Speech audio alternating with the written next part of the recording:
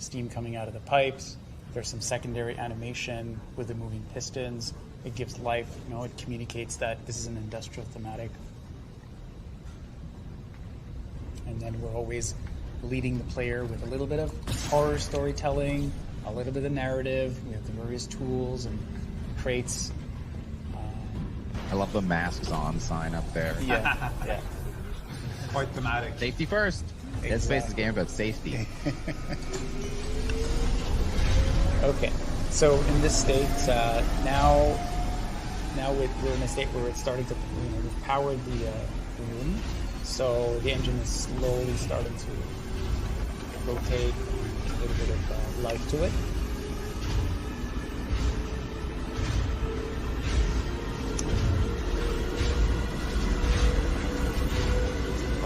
Lights, you can see the blood. You'll have to speak up. We've booted up an engine.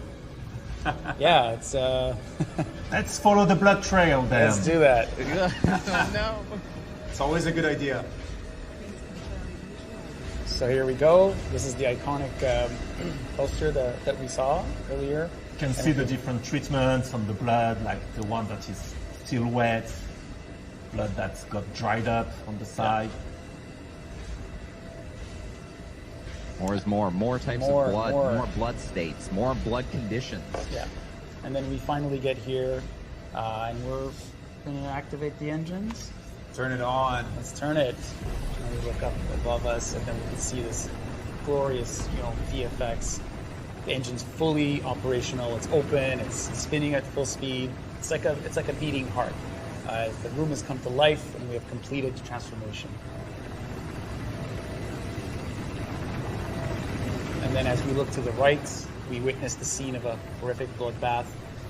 And some bad stuff happened there. Again, just that great teamwork between the environment artist and the story artist. Like, I mean, you can really you can guess what happened there. Mm-hmm. And then we're back into darkness as we make our way down, and then we take one last look at the engine and then the smoke-filled room.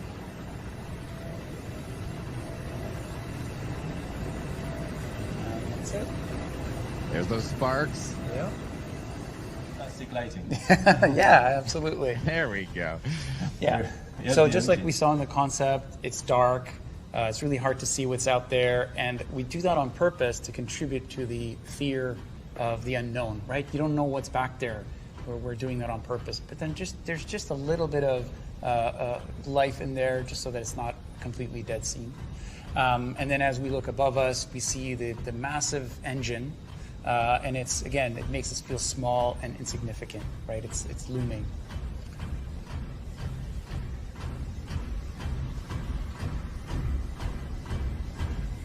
So as we're looking around, we see all those effects that you saw earlier in gyms. Now you see it here.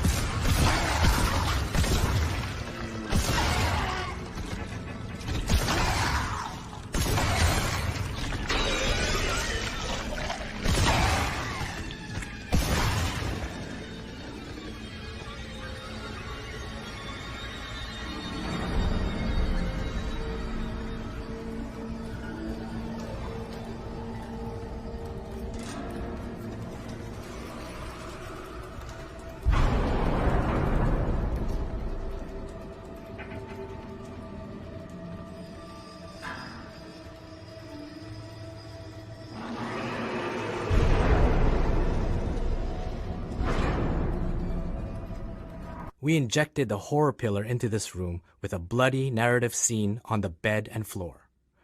We want to insinuate that something horrible happened here and give that sense of danger looming around every corner. Thank you for joining us on this behind-the-scene look at the environment art process. The first thing I'd like to show you is how some of our VFX can react to changing environmental conditions.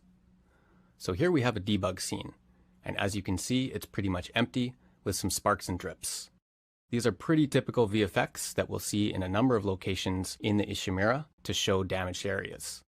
What I'd like to show you is how these effects can react to changing environmental conditions, and in this case, what happens when gravity is disabled. I'm going to disable the gravity here, and right now we can see that these VFX are behaving differently, and they're no longer falling to the floor. Now there's a lot more happening than just the gravity. I can make a number of artistic choices as to how the VFX behave. For example, with the drips, I wanted to extend their lifetime so they spread out across the room rather than disappear quickly.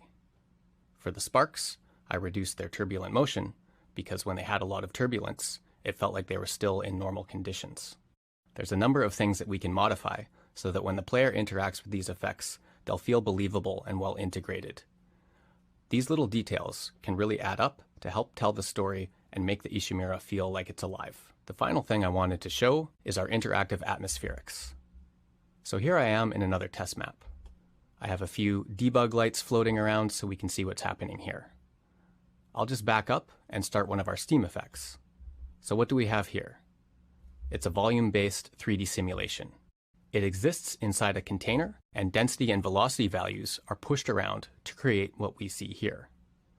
Something that's cool about this simulation is that it lives in the physics world, so if the player walks through it, it will interact. Also, if I pick up an object, like this battery, it will also behave quite naturally. This will work if I spawn an enemy. I disabled its AI, so it won't attack me. As you can see, the steam will collide and interact with him too. This effect also works quite well with our lighting and renders with the rest of the fog we have throughout our game. This can be used in a number of cases. We can create a steam or smoke effect like this, or we can cover the floor with a thin layer of interactive fog. In some cases, we can even fill an entire room with a cool simulation like this to give us some interesting and terrifying gameplay situations. Just talk a little bit about, where you're kind of seeing this move. We see Isaac kind of in the space right now, floating around the space, probably going to show off some of his thrusters and stuff in a minute. I'd love to hear more about, kind of where you're thinking about in terms of improvements in this layer too. So for us, really, going back to the original Dead Space, it was something that we felt, so again, super early build, that we felt we could actually improve in terms of experience and immersion. It's the zero-G and how you would move around in zero-G. And that's something that was really good and improving the experience in Dead Space 2 and 3 that we felt was really missing in the original Dead Space. And so that's why we took that mechanic of flying around when you're in zero-G and with much more 360-degree freedom. And now you can play Dead Space and really feel you're in space during those moments.